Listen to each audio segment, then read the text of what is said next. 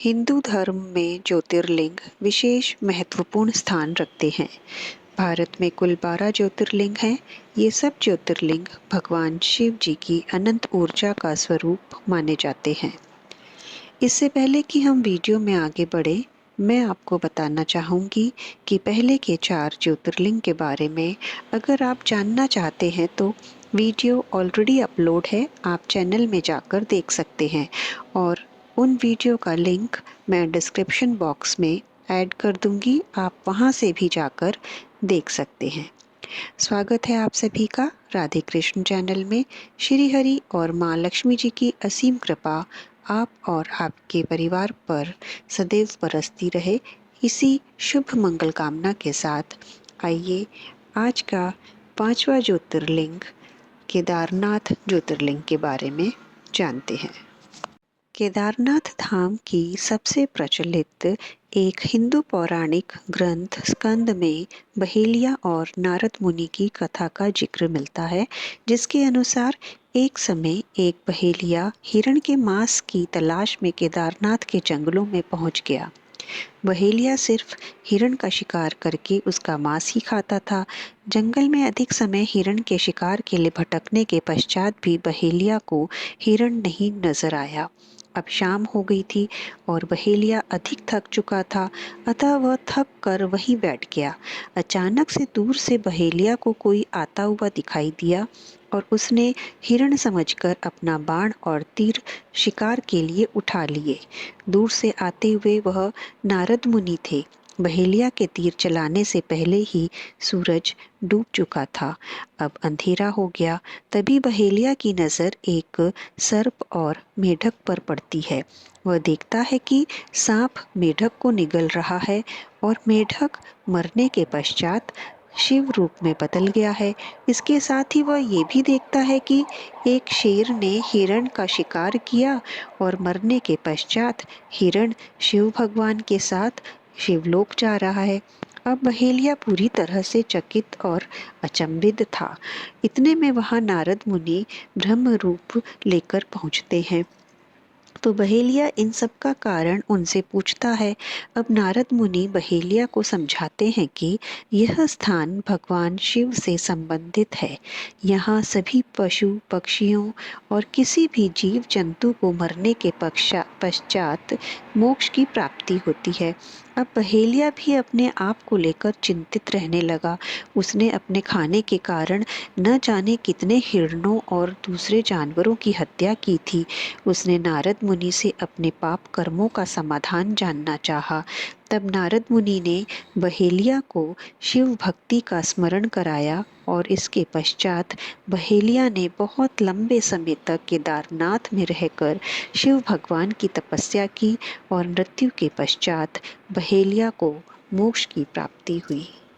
केदारनाथ से जुड़ी पांडवों की कथा हिंदू धर्म में बहुत प्रचलित है।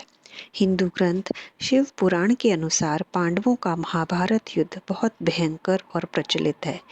केदारनाथ से जुड़ी पांडवों की कथा के अनुसार जब महाभारत युद्ध की समाप्ति हुई तो उसके कुछ समय बाद पांडवों को इस बात की चिंता सताने लगी कि उनके ही हाथों से उनके भाइयों का और गुरुओं का खून हुआ है, जो किसी भी प्रकार से सही नहीं था।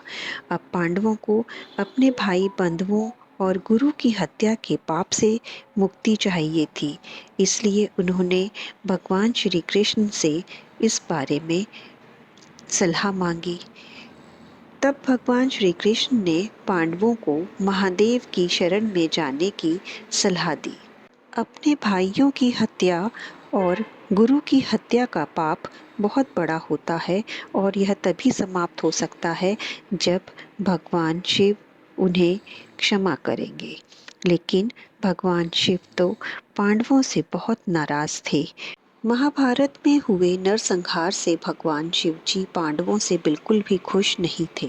भगवान शिव पांडवों को दर्शन नहीं देना चाहते थे, इसीलिए वह हिमालय में गुप्त काशी में जाकर छिप गए। पांडव भगवान शिव की तलाश में काशी जा पहुँचे। भगवान शिव यह जान चुके थे, इसलिए भगवान शिव जी पांडवों के काशी पहुँचने से पहले ही केदारनाथ पहुंच जाते हैं। वहां काशी में भगवान शिव जी को न पाकर पांडव केदारनाथ की ओर बढ़ते हैं। उनके वहां पहुंचने पर जैसे ही शिव भगवान को इसकी जानकारी हुई, उन्होंने बैल का रूप धारण कर लिया और एक बड़े पशुओं के झुंड में शामिल हो गए। इस बात पर पांडवों को कुछ संदेह हुआ। तब महाबलशाली भीम ने अपना विशाल रूप धारण कर दो पहाड़ों पर अपने पैर फैला दिए और पैरों के नीचे से अन्य सब गाय बैल तो निकल गए, पर भगवान शिव रूपी बैल पैरों के नीचे से कैसे निकलते, यह भगवान शिव जी को मंजूर नहीं था और वो वहीं बैल रूपी शिव जी रुक गए। इससे सभी पांडव भगवान शिव को पहचानने में सफल हुए। तभी भीम बैल पर झपट पड़ते हैं, किंतु शिवजी कहाँ भीम के हाथों आने वाले थे। वो बैल भूमि में अंतर्ध्यान होने लगा। तभी भीम ने बैल की त्रिकोणात्मक पीठ का भाग पकड़ ली। भोलेनाथ पांडवों की भक्ति और दृढ़ संकल्प से प्रसन्न हुए और दर्शन देकर उन्हें पाप मुक्त कर दिया। तभी से भगवान बैल की पीठ की आकृति पिंड के रूप में केदारनाथ में पूजे जाते हैं और अंतर्ध्यान होते समय भगवान के धड़ से ऊपर का हिस्सा काठमांडू में प्रकट हुआ। वहाँ वह पशुपतिनाथ कहलाए। हिंदू शिव पुराण के अनुसार केदारनाथ ज्योतिर्लिंग की कथा भी बहुत प्रचलित और प्रसिद्ध दो भाइयों की कथा है। केदारनाथ ज्योतिर्लिंग की कथा के अनुसार बहुत समय पहले नर और नारायण नाम के दो भाई हुआ करते थे। दोनों भाई शिव जी के बड़े भक्त थे। दोनों भाइयों ने भगवान शिव की एक पार्थिव प्रतिमा बनाई और दिन रात उनकी भक्ति में लगे रहते थे। इन दोनों की अपनी प्रति इतनी भक्ति देखकर भगवान शिव इनसे बहुत प्रसन्न हुए और इनको साक्षात दर्शन दिए। भगवान शिव जी ने दोनों भाइयों से वरदान मांगने के लिए कहा। तब दोनों भाइयों ने भगवान शिव जी से मांगा कि आप हमेशा जन कल्याण के लिए केदारनाथ धाम में हमेशा के लिए उपस्थित हो जाएं। इसके पश्चात भगवान शिव केदारनाथ धाम में ज्योतिर्लिंग के रूप में हमेशा के लिए उपस्थित हो गए। दोस्तों, उम्मीद करती हूँ केदारनाथ ज्योतिर्लिंग पर आज की यह वीडियो आप लोगों को बेहद पसंद आई होगी। कल आप जानेंगे छठवें प्रसिद्ध ज्योतिर्लिंग भीमा शंकर के बारे में। तब तक के लिए हर हर महादेव।